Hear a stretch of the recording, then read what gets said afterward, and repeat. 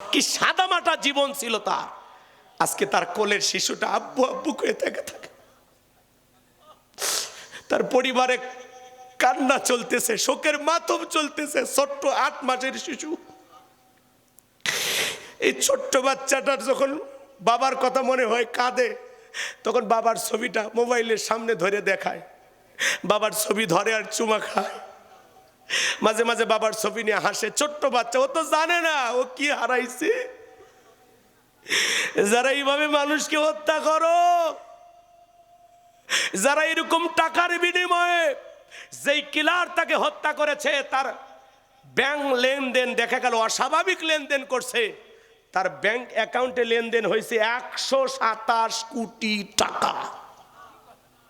127 কোটি টাকা। তাহলে চিন্তা করেন এই ছেলেটা কোন জায়গায় ঘা লাগাইছে। ওরা বুঝতে পারছে যে এরকম বারুদ যদি বাংলাদেশে জন্ম নেয়, এরকম সত্যবান নিষ্ঠা ভদ্র এরকম রত্ন যদি বাংলাদেশে জন্ম নেয়, তাহলে তো আমাদের আর এই দেশে থাকা হবে না। কথা কোন ঠিক না? আজকে তার কবরের পাশে তার সন্তান কান্না করে। আজকে তার কবরে কান্না করতে তার বোন অজ্ঞান হয়ে পড়ে গেছে। আজকে তার ভক্তবৃন্দ ভালোবাসার মানুষেরা কবরের পাশে দাঁড়ায় বলতেছে, ভাই আমাদেরকে কি বাতাসা খাওয়াবো না, আমাদেরকে কি মুড়ি খাওয়াবো না? কই কেউ তার বাতাসা মুড়ি কিনে দেয় না। ওই ভাই এইভাবে হারিয়ে গেলেন। আজকে ওসমানে হাদি বাংলাদেশের ইতিহাসে এমপি হয়নি, মন্ত্রী হয়নি, কিন্তু মুকুটহীন সম্রাট, এক রাজকীয় বিদায়। বাংলাদেশের ঢাকা 8 আসনের এমপি হতে পারে নাই, কিন্তু মানুষের ভালোবাসায় বাংলাদেশের 20 কোটি মানুষের হৃদয়ের আসন পেয়েছে। আমার ভাই ভারতের আধিপত্যের বিরুদ্ধে কথা বলে, ভারতের আগ্রাসনের বিরুদ্ধে কথা বলে, ওই জালেমেরা বেঈমানেরা টার্গেট করে আমার ভাই শরীফ ওসমানকে বিদায় করে দিয়েছে। এই জন্য মনে রাখবেন, এই বাংলাদেশের পক্ষে, সার্বভৌমত্বের পক্ষে, ইনসাফের পক্ষে কথা বলার কারণে আমার ভাই তরুতাজা একজন মানুষ শরীফ ওসমান জীবন দিয়েছে। মনে রাখবেন, একজন ওসমান বিদায় নেবে, তার রক্তের ফোঁটায় লক্ষ লক্ষ ওসমানের জন্ম হবে। মানুষ চোখের পানি ছেড়ে দিয়ে তার জন্য কান্না করেছে। এখনো মানুষ তাহাজ্জুদ পড়ে তার জন্য কাঁদে। কি সোনার একটা ছেলে ছিলেন যে আমি বাংলাদেশে ইনসাফ কায়েম করতে চাই। আমরা আর ভারতের গোলামি করব না, আমরা আর আমেরিকার গোলামি করব না। এই দেশ আমাদের, এই দেশের জনগণ ঠিক করবে তাদের নেতা কি হবে। এরকম সুন্দর বক্তব্য যে দিত, কি সুন্দর মোনাজাত, কি সুন্দর ফজর পইরা নির্বাচনের প্রচার শুরু করত। আল্লাহু আকবার। কারণ এরাই তো এদেশের নেতৃত্ব দিত আগামীতে। কথা বলেন ঠিক কিনা? আমার ভাইয়ের জন্য দিলটা বড় কাঁদে, দিলটা কাঁদে। সারা দেশের মানুষ তার জন্য দোয়া করছে। তার যে জানাজা, বাংলাদেশের 54 বছরের ইতিহাসে এত বড় জানাজা হয়নি। আল্লাহু আকবার। কি মনে করেন, এক শুক্রবারে গুলি খাইছে, আর এক শুক্রবারে মারা গেছে। সে যে শহীদ, সে যে জান্নাতি মানুষ, এতে কোনো সন্দেহ নাই। সে বলে আমি মুসলমান। যেদিন মায়ের উদর থেকে জন্ম নিয়েছি, সেদিন থেকে শহীদ হওয়ার তামান্না বুকে জাগ্রত রেখেছি, যে আমি 50 বছর হায়াত চাই না। আমি রাজপথের লড়াকুর সৈনিক, আমার বিছানায় মৃত্যু হবে না। হয় কেউ গুলি দিবে অথবা কেউ জেলে ভরে রাখবে, আমার কোনো ভয় নাই। আমি গুলি খেয়ে মরতেও রাজি। সবসময় শহীদ হওয়ার আকাঙ্ক্ষা তার ভিতরে ছিল। আল্লাহ তাকে শহীদ হিসাবে কবুল করেছেন। চিৎকার মেরে বলো না আমিন। তবে বড় মায়া লাগে তার এতিম সন্তানটার জন্য। কোনদিন বাবা বলে আর বাবার বুকে যাইতে পারবে না, কিন্তু এই সন্তানটা একদিন জানবে তার বাবা কত বীর পুরুষ ছিল, কতটা মানুষের প্রিয় ছিল। কথা বলে ঠিক কিনা? আজকে তার স্ত্রীকে কে সান্ত্বনা দেবে? যারা মানুষ হত্যা করো, তার বাড়িতে যায় দেখো তার স্ত্রী তার স্বামীকে হারায় কি কান্না করে। তার ছেলে বাবাকে হারায় এতিম সন্তানগুলো কিভাবে কান্না করে। তার মা কিভাবে সন্তানের জন্য আকুতি মিনতি করে আল্লাহর কাছে হাজারি করে কান্নাকাটি করে। মনে রাখবা, যেই কেলাররা হত্যা করেছো, মনে রাখবা একদিন এইভাবে তোমার বউ বাচ্চাকে আল্লাহ কাঁদাবে, তোরেও বিদায় করবে। কথা কন ঠিক কেরা? তুমিও ভালো থাকতে পারবা না। একদিন মদ খাইয়া নিশা কইরা নিজের পিস্তল দিয়ে নিজেই গুলি করে মরে যাবা। কথা কন। কাউকে মেরে কেউ শান্তিতে থাকতে পারে না। কথা বলেন, কষ্ট হচ্ছে? আমার কথা কি আপনার বিরক্ত হইছেন? হইল আমার আপত্তি না। আমি নিয়ত করেছি আল্লাহ যদি আমারে ছেলে সন্তান দেয়, আমি আমার সন্তানের নাম রাখবো ওসমান হাদি। আমরা ওসমান হাদিদের হেরে যেতে দিব না। ওরা যদি হেরে যায়, হেরে যাবে বাংলাদেশ। কথা বলেন ঠিক কিনা? ঘরে ঘরে ওসমান হাদিদের জন্ম দিতে হবে। কথা বলেন ঠিক কিনা? অলরেডি অনেক মানুষ তার সন্তানদের নাম ওসমান হাদি রাখা শুরু করছে। কথা কি বুঝতে পারলেন বাজান? এ বাজান গো আমার, এরা দেশের সার্বভৌমত্বের জন্য লড়াই করত। তোমাকে দেওয়ার মতো টাকা আমার কাছে নাই। ছেলেটা বড় না সরবান্ধা, ডেকে বলে আব্বা আমার টাকা দেন, না হলে আমি কি করে খাবো, আপনি আমার টাকা দেন। আমার ইমামতি হবে না, ওয়াজ নসিহত হবে না। বলেন তো বাজান, আলেমের বেটা সবাই কি আলেম হয়? আলেমের বেটাও জালেম হয়, জালেমের বেটাও আলেম হয়। কথা কি বোঝেন? হাজির বেটাও বাজি হয়, ডাক্তারের বেটাও ডাকাত হয়, হয় কি না? আবার অনেক সময় ডাকাতের বেটাও ডাক্তার হয়, পাজির বেটাও হাজি হয়। এরকম আছে না নাই? লোকমানে হাকিমের ছেলে যখন নাসর বান্দা বলে আব্বা টাকা দেন, বিজনেস করব, ব্যবসা বাণিজ্য করব, ডেকে বলে সন্তান দেওয়ার মতো টাকা নাই, তবে আমি আমার এক বন্ধুর কাছে কিছু দিরহাম, কিছু টাকা পয়সা পাই। এই পথে যাইতে গেলে তোমার অনেক কষ্ট হবে, বাবা হয়ে ছেলেকে বিপদে ফেলতে পারবো না। ছেলেটা ডেকে বলে আব্বা আপনি শুধু আমাকে লোকেশনটা বলে দেন, ঠিকানাটা বলে দেন, যেভাবে হোক আমি পৌঁছানোর চেষ্টা করব। লোকমানে হাকিম ডেকে বলে সন্তান তাহলে শুনে নাও, বাড়ি থেকে যখন বের হয়ে যাইবা 2 রাকাত সালাতুল হাজতের নামাজ আদায় করবা। নামাজ পড়ে রওনা করো। পথ চলতে চলতে মরুভূমির বিশাল রাস্তা পাড়ি দেওয়ার পরে তাকায় দেখবে একটা জঙ্গল দেখা যায়। সেই জঙ্গলের ভিতরে ঝর্ণার পানি পড়তেছে, সেখান থেকে প্রয়োজন মোতাবেক পানি পান করবা। খবরদার খবরদার আমার সন্তান, সামনের দিকে যা, পিছনে আর তাকাইবা না। পিছনে তাকায় দেখবা জঙ্গলটা নাই। এইভাবে লোকেশনগুলো বলে দিলেন। পথের মধ্যে কোথায় কি ঘটনা ঘটতে পারে সামান্য একটা ইঙ্গিত তাকে দিয়ে দিলেন। ছেলেটা পথ চলতে লাগলো। বাবা যা যা বলতেছে মাঝ পথে তাই মিলে যায়। পথ চলতে চলতে তাকা দেখেন বিশাল একটা গাছ। বাবা বলেছে ছায়াশ্রয় নিলে বিপদ হবে। গাছের গোড়া একটা মুরব্বী বসে আছে, ডেকে বলে বাবা এদিকে আসো। বলে না, গাছের ছায়াশ্রয় নিলে বিপদ হবে, আব্বা বলে দিয়েছে। বলে তোমার বাবা কি বলে নাই? চলতি পথে যদি একটা মুরব্বীর সাথে দেখা হয়, মুরব্বী যা বলবে তুমি তাই শুনবা। বলে হ্যাঁ বলেছি। তাহলে ভয় পাওয়ার কোনো কারণ নাই, তুমি আমার কাছে আসো। লোকমানে হাকিমের সন্তান যখন ওই গাছের ছায়াশ্রয় নিলেন, ক্লান্ত শরীর মুহূর্তের মধ্যে ঘুম চলে আসলো। গাছের গোড়া থেকে একটা বিষাক্ত সাপ বের হয়ে লোকমানে হাকিমের সন্তানটাকে সবল মারলেন। এইবার মুরব্বী তাকায় দেখে সত্যিই তো বড় বিপদ হয়ে গেল। সাপটাকে ধরলেন, লোকমানে হাকিমের সন্তানটাকে বিষ মুক্ত করলেন। এরপরে ধারলো একটা অস্ত্র দিয়া সাপটাকে মাছ বরাবর একটা টুকরো করে ফেলে দিয়া, পিছনের অংশ ফেলায় দিয়া মাঝখানের টুকরোটা, মাথার অংশটা লোকমানে হাকিমের সন্তানের ব্যাগের ভিতরে রেখে দিলেন। ঘুম থেকে যখন জাগ্রত হয়েছে, ডেকে বলে বাবা সত্যি তোমার বড় বিপদ হয়েছিল, বিষাক্ত সাপ তোমার সবল মারছে, আমি তোমার বিষ মুক্ত করছি, ভয়ের কোনো কারণ নাই। এইবার লোকমানে হাকিমের সন্তান বিপদে পড়ার আগে আর বাবা আগেই বলেছে বিপদের আগে আর পরে 2 রাকাত সালাতুল হাজতের নামাজ আদায় করবা। এইবার 2 রাকাত সালাতুল হাজতের নামাজ আদায় করলেন। মুরব্বীকে বলে মুরব্বী ওই জনবসতি এলাকায় যায় বাবার পরিচয় দিলে তারা সেই দ্বীপের রাস্তাটা আমারে দেখায় দেবে। বলে ঠিক আছে বাবা চলো, আমি যদি তোমার সঙ্গী হই তোমার কি কোনো আপত্তি আছে? বলেন আমার কোনো আপত্তি নাই। এইবার ওই জনবসতি এলাকায় যখন যায় পরিচয় দিয়েছেন আমি লোকমানে হাকিমের সন্তান, সবাই আদর করতে লাগলেন, ভালোবাসা দিতে লাগলেন। বলেন তো বাজান, কোরআনের পাখি আল্লামা সাইদি হুজুরের ছেলে যদি আপনাদের এলাকায় এসে বলে আমি সাইদি হুজুরের বেটা, আপনারা কি ভালোবাসা দেবেন কিনা? কথা বলা লাগবে, দেবেন কিনা? ডক্টর মিজানুর রহমান আজারি ভাই তার ছেলে যদি আপনাদের এলাকায় আসে ভালোবাসা দেবেন কিনা? বলেন। বাবার কারণে ছেলেটাকে সম্মান করবেন, কারণ তার বাবাকে আপনারা আগে থেকেই ভালো মানুষ হিসাবে চেনেন। কথা কওয়া লাগবে। তা লোকমানে হাকিমের সুনাম সুখ্যাতি মানুষ আগে থেকেই জানতো।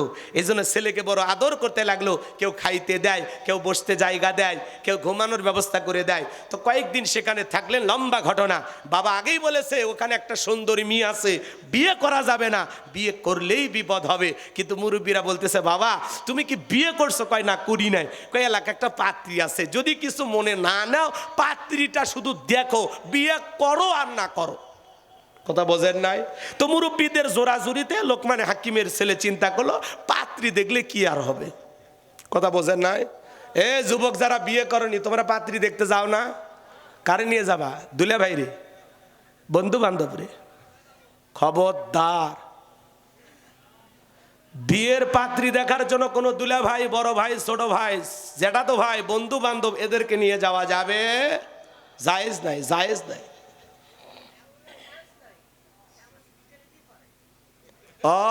সেটা পরে আসতেছি, আপনি গভীরে চলে গেছেন, আমি ওখানে যাওয়ার চেষ্টা করতেছি। রাগ করতেছেন আপনারা? আমার ভাইয়েরা শোনেন, এই যুবক, পাত্রী যদি দেখতে চাও নিজের মা আর মেয়ে বোনটারে সঙ্গে নিয়ে যাবা। নিজের মা আর নিজের বোন, বোন মায়ের পেটের বোন। কথা কয় না কে? ভাবিকে সাথে নিবে না। হ্যাঁ, ভাবিরে নিলে ভেজাল আছে। ভাবি চাইবে তার চাইতে কম সুন্দরী যেন বউ হয়। ভাবির চাইতে বেশি সুন্দরী হলে ভাবির তো যত্ন থাকবে না, ভাবির ভাব মোশানটা কমে যাবে। কথা কি বুঝতে পারছেন? আপনার মা চাইবে আমার ছেলের জন্য একটা ফুটফুটে সুন্দরী বউ হয়। আপনার বোন চাইবে যে আমার একটা চাঁদের মতো সুন্দরী ভাবি হোক। কথা কয়? খবরদার খালারেও সাথে নেবেন না, খালা গেলেও ভেজাল আছে। মেয়ে দেখতে যতই সুন্দরী হোক বলবে এর চাইতে আমার লাভলি ভালো। কথা কন? কারণ খালার বাড়িতে একটা রেডি হয়ে আছে। কথা কি বুঝতে পারছেন? এই জন্য খালার ভাবিক সাথে নেবেন না, সাথে নেবেন হলো মা আর বোন। চাচা কথা ঠিক? খবরদার, পাত্রী দেখার নামে অনেকে কয় মেয়ে দেখি তোমার, তোমার চুল দেখি, তোমার দাঁত দেখি, তোমার নাক দেখি। কেরে ওটিকে কুরবানির গরু কিনবার গেছো? হ্যাঁ, এইভাবে মানুষ দেখা জায়েজ। আর একটা মেয়ে দেখতে যদি আপনার পছন্দ না হয় তাও বলতে পারবেন না যে মেয়েটাকে পছন্দ হয়নি, কারণ এই মানুষটাকে সৃষ্টি করছে কে? আল্লাহর সৃষ্টির ভুল ধরার আপনি কে? এই আপনি কে? অতএব মেয়ে পছন্দ না হলে বলে মাশাআল্লাহ আলহামদুলিল্লাহ, আমরা একটু চিন্তা করতেছি, পরে জানাবো। শেষ, চলে আসলেন, কাহিনী শেষ। বাড়িতে আসে আর ওইটা গল্প। মেয়ে সবই ছিল না, একটা বেকা। খবরদার, নো নো নো সমালোচনা, এক চুল কথা হবে না। কি বুঝতে পারছেন নাকি? না বুঝতে একটু মনোযোগ দিয়ে বোঝেন, তাহলে বুঝবেন যে মানুষের সৃষ্টির আপনি কেমনি ভুল ধরেন। কারণ মানুষকে সৃষ্টি করছে কি? তো ভুল ধরার সাধ্য আপনার আমার আছে? কাউরে ফর্সা বানাবে, কাউরে কালা বানাবে, কাউরে লম্বা, কাউরে খাটো। এই তো, কেউ ধনী কেউ গরিব, এই তো দুনিয়ার নিয়ম নাকি? কষ্ট হচ্ছে আপনাদের? এইবার লোকমানে হাকিমের ছেলে পাত্রী দেখতে গেছে। মেয়েটা সেই সময়ের বিশ্ব সুন্দরী বললে ভালো হবে না, এতটাই সুন্দরী। লোকমানে হাকিমের ছেলে এক পলক দেখা মাত্রই পছন্দ হয়ে গেছে। তখন মনে মনে ভাবতেছে বিয়ে যদি করি এই মেয়েকেই করব। কথা কয় না? এবার মুরব্বীরা বলতেছে বাবা পাত্রী কেমন দেখলা? কয় আলহামদুলিল্লাহ, পাত্রী আমার পছন্দ। তখন বলতেছে বাবার মেয়ের সব ঠিক আছে, কিন্তু মেয়ের একটা গোপন সমস্যা আছে। কথা কয় না কে? পাত্রী দেখতে গেলে বাড়ির আশেপাশে আপনারা জিজ্ঞাসা করেন না যে মেয়েটার কি অবস্থা? অমুকের মেয়েকে আমরা দেখতেছি, কি খবর? কচ্ছে ও অমুকের মেয়ে কয়েকদিন আগে 7 দিন কক্সবাজারে থেকে একটা আইফোন নিয়েছে। কথা কন? এলাকার কি কি সমস্যা গোপন তত ফাঁস করে দেয়, আছে না নাই? শোনেন, এইবার বলতেছে বাবা লোকমানে হাকিমের সন্তান, তুমি যেহেতু বিয়ে করবা তোমার কাছে আর গোপন রাইখা লাভ নাই। এই মেয়েটার এর আগেও 10 বার বিয়ে হয়েছে, একটা স্বামীও বাসর ঘর থেকে জীবিত বের হয়নি। তোমার সিরিয়াল 11 নাম্বার। তুমি বলো রাজি আছো না নাই? লোকমানে হাকিমের সন্তান মনে মনে ভালো লেগে গেছে, মেয়েটাকে বিবাহ করতে চায়। পুরো ঘটনাটা কি বলবো, আপনারা কি শুনবেন? কেন 11টা স্বামী মারা গেল শুনবেন? শুনবেন? কারা কারা একটু হাত তুলে দেখান তো বাজান। লিল্লাহে তাকবীর, হাত নামান। আমি যে কথা বলতে চাচ্ছিলাম বাজান, লোকমানে হাকিম তার কলিজার টুকরা সন্তানদেরকে বলতেছেন ইয়া বুনাইয়া, হে আমার বর্ষ, আমার কলিজার টুকরা সন্তান, লা তুশরিক বিল্লাহ, আল্লাহর সাথে কখনো কাউকে শরীক করা যাবে না। ইন্না শিরিকা লা যুলমুন আযীম, এই শিরিক হলো সবচাইতে বড় জুলুম, সবচাইতে বড় পাপ, সব পাপের বড় পাপ নাম হলো শিরিক। বড় শিরিকগুলোকে শিরিকে আকবর বলা হয়, ছোট শিরিকগুলোকে শিরিকে আসগর বলা হয়। সমাজে প্রচলিত অনেক শিরিক আছে না নাই? শিরিক সম্পর্কে একটু জ্ঞান অর্জন করার দরকার আছে না নাই? মাজারে সেজদা দেওয়া কি শিরিক? কথা একটু পটপট করে জবাব দেন। মাজারে সেজদা দেওয়া শিরিক, নেতার পায়ে সেজদা দেওয়া শিরিক, পীরের পায়ে সেজদা দেওয়া শিরিক। কথা ক্লিয়ার? এই মাথা আল্লাহ ছাড়া পৃথিবীর কারো কাছে নত করা যাবে না। ইয়্যাকা না'বুদু ওয়া ইয়্যাকা নাস্তাঈন, আমরা তোমার ইবাদত করি, তোমার গোলামি করি, সাহায্য তোমার কাছে চাই। যদি কিছু চাওয়া লাগে মাজারে সিজদা দেয়া না, মসজিদে সিজদা দেয়া আল্লাহর কাছে চাইতে হবে। আপনি মাজারে কি চান? মাজারের পীরের কোনো ক্ষমতা আছে আপনারা কিছু দিতে পারে? আপনি ছেলে মেয়ে যা চাওয়ার আল্লাহর কাছে চাইবেন। ইব্রাহিম খলিলুল্লাহ, তাকে আল্লাহ ৮৬ বছর বয়সে সন্তান দিয়েছে। এই যে ময়মনসিংহে ২ বছর আগের ঘটনা, ৭৫ বছরের এক মুরব্বিকে আল্লাহ বেটার বাপ বানাছে। তা আল্লাহ চাইলে সম্ভব না? কথা বলে না কেন? আমার এক পরিচিত ডাক্তার মানুষ, আর বইয়ের বাচ্চা হয় না, ২৯ বছর পরে দাম্পত্য জীবনে আল্লাহ বাচ্চা দিয়েছে। আর আপনি মাজারে যা ছাগল মানত করেন, কথা কন না কে? মাজারে যা গরু ছাগল দিয়া ছেলে চাইতেছে, একটা বেটা দে রে বাবা, একটা বেটা দে, তুই না বেটা দিলে আব্বা বেটা দেবে কে? আছে না নাই? আপনি যে কায়দায় চাইতেছেন, মাজারে পীর সাহেব কি ছেলে মেয়ের কারখানা খুলে বসে আছে? চাইলেন আর একটা রেডিমেড হাটে ধরায় দিল। বাগের হাটে গেলাম এক মাজারে, দেখি ডাব গাছে ইট ঝুলে রাখছে। ইট চেনে না? ইট দড়ি দিয়ে ঝুলে রাখছে। তা আমি বললাম, ভাই ইট ঝুলে রাখার ফজিলত কি? কচ্ছে, হুজুর বুঝিচ্ছেন না, যেই মহিলার বাচ্চা হয় না এরা নিয়ত করে ঝুলে রাখছে, ইটটা যেরকম ভারী হয় কিছুদিন পরে ওই মহিলার পেটও ভারী হবে। আমি তখন বললাম, ভাই যে মেয়েদের বিয়ে হয়নি এরা যদি ২-১ জন ঝুলে থুয়ে যায় এর পেটও ভারী হবি। তখন করছে, হুজুর সেটা তো কর পারি না। এরকম আছে না? না। তো ভাই ওই গম্বুজগুলো দেখবেন, বাগের হাটে গম্বুজ আছে, ওই গম্বুজে সরিষার তেল মালিশ করে, ওই তেল আবার নিজের তল পেটে মাকে আর বেটা চায়। নাউজুবিল্লাহ কবেন না? এগুলো কি করা যাবে বলেন? মাজার এগুলো কি চাওয়া যাইবে? চাইতে হবে কার কাছে? ফাইদা ফারাগাতা ফানসব ওয়া ইলা রাব্বিকা ফারগাব। আল্লাহ বলে, বান্দা নিঃস্ব অসহায় দুর্বল হইলে কোনো কিছু চাওয়ার লাগে আমি আল্লাহর কাছে চাও, তোমার শূন্য হাতটা আমি আল্লাহ পূর্ণ বানায় ফেরত দিব। কোন সুবহানাল্লাহ। তাহলে মাজারে সিজদা দেওয়া শিরিক, নেতার পায়ে সিজদা দেওয়া শিরিক, পীরের পায়ে সেজদা দেওয়া শিরিক। শনিবার মঙ্গলবার বিয়ে করা হয় না, এগুলো দিন শুভ না, এগুলো ধারণা করা শিরিক। শ্রমিক কাজ করেছে সন্ধ্যাবেলায় টাকা দেওয়া যাবে না, তাহলে নাকি ধনী গরিব হয়ে যাবে, এগুলো ধারণা করা শিরিক। কথা কয় না? টিয়া পাখির কাছে যা ভাগ্য গণনা করে, কবিরাজের কাছে যা ভাগ্য গণনা করে, আছে না নাই? আপনাদের এলাকায় কবিরাজ আছে? কথা কয় না গো? কবিরাজের কাছে ভাগ্য গণনা করে। আচ্ছা, যে কবিরাজ ভাগ্য গণনা করতেছে ও কি নিজের ভাগ্য গণনা জানে? এক বেচারা খুব চালাক ছিল, ওর বইয়ের ভাগ্য গণনা করে বলছে, তোমার বইয়ের সাথে তোমার স্বামীর সাথে সম্পর্ক খারাপ হওয়ার কারণ তোমার স্বামী তোমারে বাদ দিয়ে আরেকটা মেয়েরে ভালোবাসে, ও তোমারে তাবিজ করছে, বালিশের নিচে তাবিজ আছে, পুকুর ঘাটে আছে, ডাব গাছের নিচে আছে। তো এগুলো শুনে মহিলা এসে মনে করেন একেবারে শাড়ি জায়গা মতো ব্যান্ডে স্বামীর সাথে ঝগড়া লাগছে। স্বামী বলতেছে, শোন কথা দিলাম জীবনে আর ঝগড়া করবো না, খালি কবিরাজের ঠিকানাটা দিয়ে। ব্যাস কবিরাজের ঠিকানা দিয়ে দিছে। মুরব্বীর কাছে যা বলতেছে, হাতটা দেখেন তো। এবার হাত দেখা শুরু করছে। ওই হাত দিয়ে 2 মিনিট পরে মারছে কবিরাজ ওকে একটা থাপ্পড় খায়। কবিরাজ বলতেছে, ভাই আমার সর মেলেন। কয়, এই বেটা, মানুষের বাড়ির বালিশের নিচে তাবিজ আছে, পুকুর ঘাটে তাবিজ আছে বলতে পারিস, আর নিজের ভাগ্যে 2 মিনিট পরে একটা সর আছে সেটা বলতে পারিস না? ভণ্ডামি বাদ দে, ভালো হয়। এরপরে আসলে হাত ঠ্যাং ভেঙ্গে গলা ধুলে দেবো। কথাকে বোঝার নাই? এগুলো ধারণা করা শিরিক। কথা বোঝা যায়? কেউ কি ভাগ্য গণনা করে বলে দিতে পারবে আগামী কালকে আপনার জীবনে কি আছে? এটা ক্ষমতা কারো আছে? ওই যে একটা টেলিভিশনে অ্যাড দেখেন না, অ্যাড দেয়, আপনি কি মামলায় হেরে যাচ্ছেন, বিদেশে যেতে পারছেন না, বিয়ে করতে ভয় পাচ্ছেন, ব্যবসায় লস খাচ্ছেন, আসুন শেষ দর্শন Ajmeri gems house, Bashundhara city complex, Liton Dewan Chishti, এক আংটিতে সব সমস্যার সমাধান। কথা বলেন, কথা বলেন। আচ্ছা, এক আংটি দিয়ে যদি এত কিছু হয় তাহলে তো আর আংটি বেচার কথা না।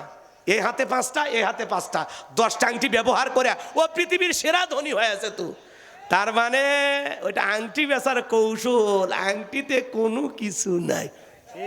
কথা কন, কথা কন। ভরসা আংটির ওপর না মালিকের ওপর? মনে থাকবে তো ইনশাল্লাহ আমার ভাইয়েরা।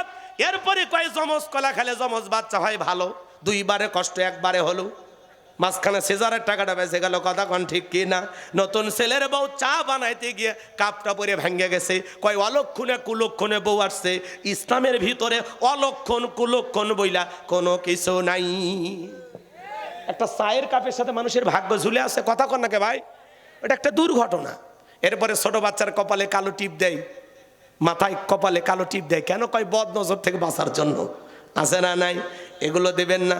যদি জিজ্ঞাসা করা হয় বউ কালো টিপ কেন, কয় তোমার শাশুড়ি দিয়েছে। শাশুড়িকে জিজ্ঞাসা যদি হয় কালো টিপের ফজিলত কি, কয় আমি জানি না, তোমার নানি জানে। এটা ওই নানি দাদি পর্যন্ত যাবি, এর কোনো দলিল নেই। কথা কি বুঝতে পারছেন? দলিলের নামই হলো নানি আর দাদি। কথা কি বুঝতে পারতেছেন? তো এগুলো ধারণা করা কি? তকদিরের ভালো মন্দ কার কাছে ভাই? অল কদরিহি শাররিহি মিনাল্লাহি তাআলা ওয়াল বাসি বাদাল মাউত। তকদিরের ভালো মন্দ কার হাতে? জোরে বলেন কার হাতে? তাহলে কথা ক্লিয়ার। এগুলো ধারণা করা শিরিক।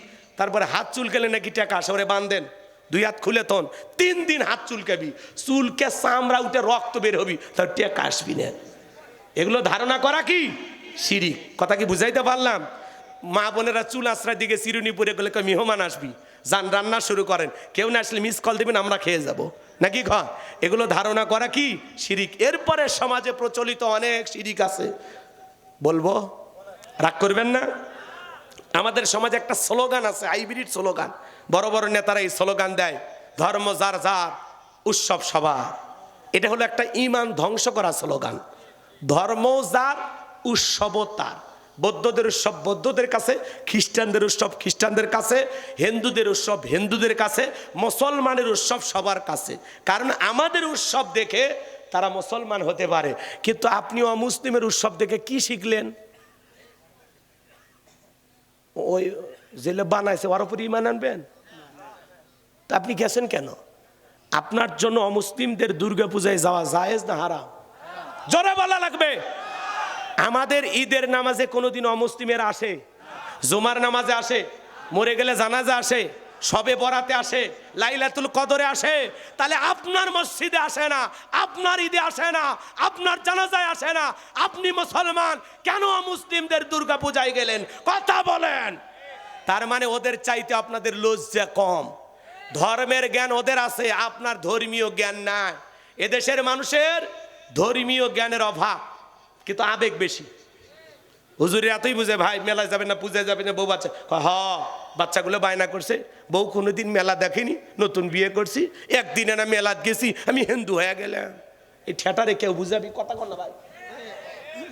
দুর্গা পূজার মেলায় মুসলমান তার বউ বাচ্চা নিয়া, মোটর সাইকেল নিয়া, বোরকা পরায়া, বউরে নিয়ে যাইতেছে, আনন্দের ঠেলায় গান গায়, মেলায় যাই রে, মেলায় যাই রে। কথা কয় না কে? মুসলমান কখনো অমুসলিমদের মেলায় যাবে না। মনে রাখবেন, মুসলমানেরা যে জনপদে ক্ষমতায় থাকবে, মুসলমানের দায়িত্ব অমুসলিমদের নিরাপত্তা নিশ্চিত করা, তাদের চিকিৎসার ব্যবস্থা করা, বাসস্থানের ব্যবস্থা করা। কথা কয় না কে?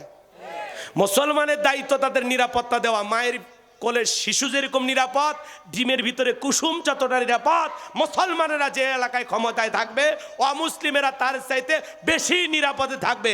জামায় আদরে রাখা লাগবে, এটা আপনার দায়িত্ব। কিন্তু তাই বলে ওদের তালে তাল মিলে পূজা করা আপনার দায়িত্ব না, প্রসাদ খাওয়া দায়িত্ব না। কয় হুজুর মন্দিরে অনেকগুলো কলা আল্লাহ রয়েছিল, খাই ফেলে দিছি, জীবনে খাসনি কলা। শোনেন, একটা হাদিস শোনাই, শিরিকের এই শেষ ওয়াজটা শুনে যান, তারপরে আমরা অন্য আয়াত নিয়ে কথা বলবো। আমি শুধু শিরিকেরই ওয়াজই করতেছি, শিরিক বুঝতেছেন? শোনেন, ধর্ম যার, উৎসব তার। আচ্ছা বলেন তো চাচা, গাছ যার, ফল সবার মানবেন? পুকুর যার, মাছ সবার মানবেন? কে দিয়েছেন? আল্লাহ যা বলেছেন আপনাকে তাই মানতে হবে, আপনার মাতবাড়ি দিয়ে চলবে না ইসলাম। কথা কন। শোনেন, রাসূল সাহাবীদেরকে বলতেছেন, খুবই গুরুত্বপূর্ণ এই হাদিস, খুবই গুরুত্বপূর্ণ। সাহাবীদেরকে বলতে, শোনো আমার সাহাবীরা শোনো, একটা এলাকায় এক জালেম বাদশা ছিল। শোনেন, একজন ব্যক্তি একটা মাছি, আর একজন ব্যক্তি একটা মাছি না মেরে জান্নাতে চলে গেল। সাহাবীরা বললেন, কাইফা ইয়া রাসূলুল্লাহ, নবী গো ঘটনাটা কি একটু খুলে বলতেন। আল্লাহ রাসূল তখন, সাহাবীরা শোনো, এক দেশে এক জালেম বাদশা ছিল। ওই বাদশা রাস্তার মোড়ে মোড়ে প্রতিমা বানায় রাখছে। বাদশার নিয়ম হলো, যত মানুষ রাস্তা দিয়ে হেঁটে যায় প্রতিমার নামে কিছু না কিছু দেওয়া লাগবে, তাহলে বাদশা তাদেরকে ছেড়ে দেবে। আর প্রতিমার নামে কিছু না দিলে বাদশার নিয়ম অনুযায়ী, আইন অনুযায়ী এক কপে দেহ থেকে কাল্লাটা ফেলায় দেওয়া হয়। এইবার একজন ইমানদার হেঁটে যায়, জালেম বাদশার লোকেরা ডেকে বলে, প্রতিমার নামে কিছু দিয়ে যাও। ইমানদার ডেকে বলে, না না, প্রতিমার নামে কোনো কিছু দেওয়া আমার পক্ষে সম্ভব নয়, কিছুই নাই আমার কাছে। ডেকে বলে, শোনো, দেওয়ার মতো যদি কিছু না থাকে, ওই যে প্রতিমার নাকের ডোকায় মাছি পড়ে আছে, ওখান থেকে একটা মাছি মেরে তুমি নিরাপদে চলে যাও। ইমানদার চিন্তা করলো, একটা মাছি মারলে কি এমন অপরাধ হবে, নিরাপদে একটা মাছি মেরে নিরাপদে চলে গেলেন। কিছুদিন পর আর একজন ইমানদার হেঁটে যায়, জালেম বাদশার লোকেরা ডেকে বলে, প্রতিমার নামে কিছু দিয়ে যাও। ইমানদার ডেকে বলে, আমি একজন ইমানদার, প্রতিমার নামে কোনো কিছু দেওয়া আমার জন্য জায়েজ নাই। কি নাই? জালেম বাদশার লোকেরা বলতেছে, শোনেন, এই জায়গায় খুবই গুরুত্বপূর্ণ, খুবই গুরুত্বপূর্ণ। অমুসলিমের রক্ত লাগবে, আপনি দেন। অসুস্থ, চিকিৎসার টাকা দেন। ক্ষুধার্ত, খাইতে দেন। বাসা বাড়ি নাই, বানায় দেন। ছেলে মেয়ের বিয়ে দিতে পারেন না, দিয়ে দেন। শুধুমাত্র প্রতিমার ক্ষেত্রে আপনি দিতে পারবেন না, কারণ যেখানে সরাসরি আল্লাহর সাথে শিরিক হচ্ছে, সেখানে মুসলমান কোনো টাকা দিতে পারে না। কথা কন, সব জায়গায় সহযোগিতা করবেন, কোনো সমস্যা নাই, কিন্তু যেখানে আল্লাহর সাথে শিরিক হচ্ছে সেখানে আপনি দিতে পারবেন না। কথা কি বুঝছেন? না বুঝলে আলহামদুলিল্লাহ, খালি শুনবেন, কিন্তু মেলা এলে ঠিকই যাবেন। কি খান করছে হুজুরি, একদিন গেলে কি এমন পাপ হবে? শোনেন আগে ওয়াজটা, খালি শোনেন আমার ভাইয়েরা। এইবার জালেম বাদশার লোকেরা ডেকে বলে, প্রতিমার নামে কিছু দেওয়াই লাগবে। ইমানদার ডেকে বলে, না, প্রতিমার নামে আমি কিছুই দিতে পারবো না। জালেম বাদশার লোকেরা ডেকে বলে, তাহলে বাদশার আইন অনুযায়ী দেহ থেকে এক কপে কাল্লা ফেলায় দেওয়া লাগবে, ফেলাইয়া দেব। ইমানদার ডেকে বলে, ভাই কাল্লা দিতে রাজি, আল্লাহ দিতে রাজি নাই, বলেন আল্লাহু আকবার। এইবার 2-3 বার বলা হলো, ইমানদার একই উত্তর দিল। জালেম বাদশার লোকেরা ডেকে বলে, শেষবারের মতো বলতেছি, হয় একটা মাছি মারবা, আর না হলে এক কবে কাল্লা ফেলায় দিব। ইমানদার ডেকে বলে, ভাই কাল্লা দিতে রাজি, আল্লাহ দিতে রাজি নাই। এইবার জালেম বাদশার লোকেরা এক কপে দেহ থেকে কাল্লাটা ফেলায় দিল। ওই কেটে যাওয়া মাথা থেকে আওয়াজ আসতেছে, আমি কাল্লা দিয়ে দিলাম, তবু আমার আল্লাহর সাথে আমি শিরিক করলাম না, বলেন আল্লাহু আকবার। নবী আমার ডেকে বলে, সাহাবীরা, যে ব্যক্তি মাছি মেরে নিরাপদে চলে গেল, ও মাছি মেরে নিরাপদে চলে যায় নাই, ও মাছি মেরে নিজেকে জাহান্নামে নিয়ে গেল। আর যে ব্যক্তি মাছি না মেরে আল্লাহর সাথে সামান্য শিরিক না করে কাল্লা দিয়ে গেল, ও রক্তের সাগরে ভাসতে ভাসতে আল্লাহর জান্নাতে পৌঁছে গেল। একটু জোরে সোরে বলেন না সুবহানাল্লাহ। এইবার শেষ একটা এক্সাম্পল দেই, উদাহরণ দেই। মনে করেন এটা একটা খাবারের প্লেট। বগুড়া শহর থেকে আপনার একটা ভিআইপি মেহমান আসবে, সকাল থেকে আপনার বিবি রান্না করছে, বাজান খাবার একটা প্লেট আপনি সাজাইতেছেন। খুব মনোযোগ। এই প্লেটের ভিতরে গরুর গোস্ত, খাসির গোস্ত, অনেক কিছু দিচ্ছেন, মাছ, যত প্রকারের মাছ আছে দিচ্ছেন, সব দিয়ে প্লেটটা সাজাইছেন। ছোট ছেলেটাকে আপনি খুব ভালোবাসেন, নিজের জীবনের চেয়ে বেশি। ওই ছোট বাচ্চারা সামান্য একটু পাতলা পায়খানা প্লেটের এক কোনায় দিয়ে রাখছেন। ভালো করে বুঝবেন, এটা উদাহরণ, কথা বোঝানোর জন্য। কথাকে বোঝেন? আমার দিকে তাকান। এইবার মেহমানের সামনে খাবারে পরিচিত, আপনার যে গেস্ট, যে মেহমান আসছে, ওনার সাথে খাবারে পরিচিতি হচ্ছে, যে ভাই এটা কি গরুর গোস্ত, এটা মুরগি, এটা হরিণ, অনেক কষ্ট করে সুন্দরবন থেকে সংগ্রহ করছি, আপনাকে ভালোবাসি তো এই জন্য। এটা দেশি মুরগি, এটা পাকিস্তানি, এটা লার্কি টার্কি যা আছে, বোঝেননি, 32 প্রকার গোস্ত হালাল, সব দিয়ে দিয়েছে। এইবার মাছ, রুই মাছ, কাতল মাছ, মানে বোয়াল মাছ, যত প্রকারের মাছ আছে, 350 প্রকারের মাছ খাওয়া হালাল, সব দিয়ে দিছে। এত খাবার দিয়ে সাজাইছে। তখন বলতেছে ভাই যে এই যে কোনায় এইটা কি? তখন বলতেছে ভাই সবই দিলাম, ছেলেটারে বড্ড বেশি ভালোবাসি, আর সামান্য একটু পাতলা পায়খানা দিছে, আপনি খেয়ে নেন। পৃথিবীর কোনো গেস্ট, কোনো মেহমান এই খাবার খাবে? পিটাইলেও খাবে, টাকা দিলেও খাবে? খাবে না। হুজুরকে এটা হাসানোর জন্য বললেন না। কেন বললাম শোনেন। আপনার মনে করেন আমল নামার একটা প্লেট আছে, এই প্লেটে নামাজ আছে, রোজা আছে, হজ আছে, জাকাত আছে, দান খয়রাত আছে, অনেক ভালো ভালো আমল দিয়া আমলের প্লেটটা সাজানো আছে। কিন্তু ওই আমল নামার প্লেটের ভিতরে সামান্য যদি শিরিক মিশ্রিত থাকে, তাহলে ওই শিরিক মিশ্রিত কোনো আমল, কোনো ইবাদত আল্লাহর দরবারে কবুল হবে না, হবে না, হবে না। কথা কি বুঝছেন? পায়খানা থাকার কারণে পৃথিবীর যতই দামি খাবার প্লেটে থাক, ওইটা যেরকম কোনো মেহমান খাবে না। আপনার আমল নামায় যত দামি আমলই থাক, যদি শিরিক মিশ্রিত থাকে, ওই শিরিক থাকার কারণে আপনার সমস্ত ভালো আমলগুলো বরবাদ হয়ে যাবে। শিরিক হলো মারাত্মক গুনাহের কাজ। এই জন্য আল্লাহ বলেন ইন্না শিরিকা লা যুলমুন আযীম। এই শিরিক হলো সবচাইতে বড় জুলুম, সবচাইতে বড় অপরাধ। আযীম, আযীম এমন একটি শব্দ, কেমনে বুঝবেন আপনারা? সব পাপের বড় পাপ নাম হলো শিরিক। বলা যায় এক কথা, বাপের বাপ থাকে না, কথা কয় না, বাপের বাপ কে হয়? দাদা। এই শিরিক হলো দাদা, দাদা। এত ভয়ঙ্কর অপরাধ এই শিরিক। আমরা কি শিরিক মুক্ত ঈমান চাই? কারা কারা হাত তুলে দেখান। তাহলে এতক্ষণ যে ওয়াজ করলাম, আপনারা কি শিরিক হলে একটু বুঝছেন? তাহলে আমরা কোনো শিরিক করব না ইনশাআল্লাহ। হাত নামান। আমার ভাইয়েরা, আল্লাহ তাআলা এতটাই খুশি হয়ে গেলেন, লোকমান তুমি তোমার সন্তানদেরকে আমার সাথে পরিচয় করায় দিলা, আমি আল্লাহ বড় খুশি হয়ে গেলাম। এইবার আমার আল্লাহ কত সুন্দর করে লোকমানকে ডেকে বলে, লোকমান এইবার আমার দায়িত্ব তোমার সন্তানদের সাথে তোমার পরিচয় করায় দেওয়া।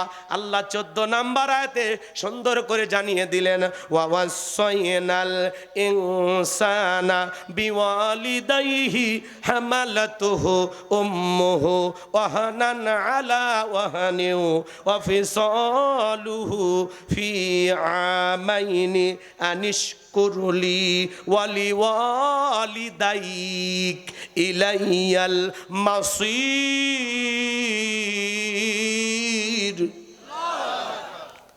কষ্ট করে আর 3টা আয়াত ধৈর্য ধরেন, দেব ওটা ভাষা করেন। এলাকার মানুষ কিছু শুনে যান।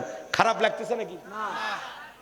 এই জায়গায় যে ওয়াজটা আমি এখন করব, এটা আমার কথা না, কিন্তু আল্লাহ বলতেছেন, আমি শুধু আপনাদেরকে অ্যাডভাইস করে শুনে দিচ্ছি। এবার আলোচনার সাবজেক্ট ঘুরে গেল। এতক্ষণ শিরিক নিয়ে ওয়াজ করলাম না, এই জায়গায় আল্লাহ তাআলা আবার পিতা মাতার খেদমতের ওয়াজ ঢুকিয়ে দিছে। আমি ঢুকাই নেই, কে ঢুকাইছে? আল্লাহ। আল্লাহ আল্লাহ খুশি হইল কেন? যে লোকমান তুমি তোমার সন্তানকে আমার সাথে পরিচয় করা দিলে, যে আল্লাহর সাথে কাউকে শরিক করো না। শিরিক হলো বড় জুলুম। তার মানে ছেলেদেরকে কার সাথে পরিচয় করা দিছে? আল্লাহর সাথে। আল্লাহ আবার খুশি হয়ে বলতেছে, তুমি যেহেতু আমার সাথে তোমার সন্তানদের পরিচয় করা দিলা, এইবার আমি আল্লাহর দায়িত্ব তোমার সাথে তোমার সন্তানদের পরিচয় করে দেওয়া, যে একটা বাবা মায়ের সম্মান কত, মর্যাদা কত, তাদের সাথে কি আচরণ করা লাগবে। সুবহানাল্লাহ বলবেন না? আমার আল্লাহর কত দয়া, কি সুন্দর পয়েন্ট আল্লাহ তাআলা ঢুকাইয়া দিলেন। এই জন্য আল্লাহ রাব্বুল আলামিন বলেন, ওয়াসাইনাল ইনসানা বিওয়ালিদাইহি হামালাতুহু উম্মুহু ওয়াহনান আলা ওয়াহনিন ওয়া ফিসালুহু ফি আমাইনি আনিশকুরলি ওয়ালিওয়ালিদাইক ইলাইয়াল মাসির। আল্লাহ তাআলা বলেন, আমি তো মানুষকে নির্দেশ দিয়েছি তারা যেন মাতা পিতার সাথে সদাচরণ করে, উত্তম ব্যবহার করে। কারণ হলো তার মা কষ্টের পর কষ্ট সহ্য করে সন্তানটাকে গর্ভধারণ করে, 2-2.5 বছর বুকের দুধ পান করাই। সুতরাং আমার প্রতি কৃতজ্ঞ হও, মাতা পিতার কৃতজ্ঞতা আদায় করো। আর আমি আল্লাহ রাব্বুল আলামিনের দিকেই তো তোমাদেরকে প্রত্যাবর্তন করতে হবে। তোমরা সবাই তো আমি আল্লাহর দিকে ফিরে আসবা। গভীর মনোযোগ দিয়ে শুনবেন ও বগুড়ার পলাশীর মুসলমানেরা, দিল দিয়া কথাগুলো শুনে যান বাজান, অন্তরটা একটু নরম করেন। আজকে 95% পরিবারে মা বাবা অবহেলার শিকার, লাঞ্ছনা গঞ্চনার শিকার। পিতা মাতা সন্তানদের কাছ থেকে বোঝা হয়ে গেছে। সন্তানের কাছে পিতামাতার ভালো লাগে না, একটু দিল দিয়া 5 থেকে 10 মিনিট, এর বেশি এই কথাটা বলবো না, এরপরে বাকি 2টা আয়াত আমি বোঝাবো। দিল দিয়া কথাগুলো বোঝার চেষ্টা করবেন বাজান। এ তরুণ যুবকেরা, এই জায়গায় আল্লাহ তাআলা কি বললেন? মাতা পিতার সাথে ভালো আচরণ করো, উত্তম ব্যবহার করো, কারণ তোমার মা কষ্টের পর কষ্ট সহ্য করেছে। একটা মা সন্তান পেটের মধ্যে নিয়ে কতটা কষ্ট করে। এ তরুণ যুবকেরা, তোমরা কি জানো একটা মা সন্তানকে পেটের মধ্যে নিয়ে কতটা কষ্ট করে? 3-4 মাস মা খাইতে পারে না, মার বমি বমি ভাব হয়। 6 মাস যখন অতিবাহিত হয়ে যায়, বর্তমান পৃথিবীর ডাক্তার গবেষণা করে বের করেছে, মায়ের জায়গায় আপনি আমি যে স্থানটাতে থাকি, এই জায়গাটা হলো মাত্র 10 ইঞ্চি। কয় ইঞ্চি? 10 ইঞ্চি জায়গা। খুব মনোযোগ দিয়ে শুনবেন, বর্তমানের মেডিকেল সায়েন্সে কথাগুলো বলতেছে বাজান। এই সন্তান যখন 6 মাস মায়ের গর্ভে থাকে, ওই 10 ইঞ্চি জায়গাটা কভার হয়ে যায়। 10 ইঞ্চি জায়গা পুরোটা ফুল হয়ে যায়। সন্তান যে মায়ের গর্ভে থাকবে এরকম আর কোনো জায়গা থাকে না। ওই 10 ইঞ্চি জায়গা পুরোটাই সন্তান 6 মাসের মধ্যে কভার করে ফেলে। সন্তান থাকবে এরকম আর বিন্দু পরিমাণ জায়গা ওর ভিতরে থাকে না। পুরোটা যখন কভার হয়ে যায়, 10 ইঞ্চি যখন ফুল হয়ে যায়, আল্লাহ তাআলা তখন 7 মাস 1 দিন যখন সন্তানের বয়স হয়, তখন আল্লাহ তাআলা ওই সন্তানের 2টা পা মার কলিজার সাথে লাগাইয়া দেয়। মায়ের গর্ভে থাকা অবস্থায় একটা সন্তান যদি 1 ইঞ্চি বড় হয়, কলিজাটা 1 ইঞ্চি উপরে উঠে যায়। 2 ইঞ্চি বড় হলে 2 ইঞ্চি উপরে উঠে যায়। বর্তমান পৃথিবীর ডাক্তার বলতেছে বাজান, ওই সন্তানটা দুনিয়ার জমিনে ভূমিষ্ঠ হওয়ার আগ পর্যন্ত কমপক্ষে 4-5-6 ইঞ্চি পর্যন্ত সন্তানের পা লম্বা হয়, বড় হয়। 6 ইঞ্চি পর্যন্ত, 5 ইঞ্চি পর্যন্ত সন্তানটা মার কলিজা পা দিয়ে লাথি মেরে উপর দিকে তুলে ধরে থাকে। যেই সন্তান মায়ের পেটে সবচাইতে কম নাড়াচাড়া করে, ওই সন্তানটা মায়ের গর্ভে থাকা অবস্থায় 4,500 বার মায়ের পেটে লাথি মারে, মার কলিজায় লাথি মারে। আপনিও মারছেন, আমিও মারছি বাজান। সন্তান যখন 8-9 মাস হয়ে যায়, মার পেটটা যখন তরমুজের মতো বড় হয়ে যায়, গভীর নিশীতে মা ঘুমাইতে পারে না। মার পেটটা চিনচিন করে ব্যথা করে, মা ঘুমাইতে পারে না। দেয়ালের সাথে পিঠটা লাগায় মা চোখের পানি ছেড়ে দিয়া কাঁদে আর সারা রাত কাটায় দেয়। যে মা সন্তান পেটের মধ্যে নিয়ে রাতের বেলায় ঘুমাইতে পারে না, সারা রাত জায়গা নফল নামাজ পড়লে যে সব হয়, মায়ের আমল নামায় আর আল্লাহ তাআলা সেই সব লিখে দেয়। বলুন সুবহানাল্লাহ। আমার ভাইয়েরা গভীর মনোযোগ দিয়ে কথাগুলো শুনে যান। সন্তান ডেলিভারির সময় যখন চলে আসে, গভীর নিশীতে মা বাবার 2টা পা জড়ায় কান্দে। মায়ের চোখের পানি যখন বাবার পাকে স্পর্শ করে, বাবা ঘুম থেকে জাগ্রত হয়ে ডেকে বলে, বিবি এত রাতের বেলায় কেন তুমি কান্না করো? মা ডেকে বলে, স্বামী, কত মহিলা সন্তান জন্ম দিদিকে মারা যায়, আমি যদি মারা যাই তুমি আমারে মাফ করে দিও। দীর্ঘদিন আপনার সংসার করলাম, ভুল বেয়াদবি মাফ করে দেন। এই নান সংসারের চাবিটা বুঝে নেন, বেঁচে থাকলে আবারও দেখা হবে গো স্বামী। এই কথা বলে মা জনমের মতো বিদায় নিয়া দাইমার ঘরে চলে যায়। প্রসবের যাতনায় মা দাঁত মুখ কামড়ায়। কি যে যাতনা, কি যে ব্যথা, কি যে কষ্ট, দুনিয়ার মা সারা কেউ বুঝবে না। যেদিন সন্তান দুনিয়াতে ভূমিষ্ঠ হবে, ওই দিন সন্তান মায়ের কলিজায়, মায়ের পেটে সব চাইতে বড় 3টা লাথি মারে। কয়টা লাথি? 3টা বড় লাথি মারে যেদিন সন্তান দুনিয়াতে আসবে। প্রসবের কি যাতনা, কি কষ্ট! মা দাঁত মুখ কামড়ায়, চোখের পানি ছেড়ে দিয়ে কাঁদে। রসুলের এক সাহাবী মাকে কাঁদে করি না খানায় কাবা তওয়াফ করতেছে। আল্লাহ রসুল বলতেছে, সাহাবী কাঁদে কে? বলে, হুজুর আমার মা। নবী বলে, সাহাবী তোমার ভাগ্য বড় ভালো, মায়ের সেবা কর, আমার কিসমতে জোটে না, আমি শিশুবেলায় আমার মাকে হারিয়েছি, তুমি বড় ভালো কাজ করতেছো। সাহাবী ডেকে বলেন, হুজুর আমি যে আমার মাকে কাঁধে করে নিয়ে খানায় কাবা তওয়াফ করলাম, আমি কি আমার মায়ের হক আদায় করতে পেরেছি?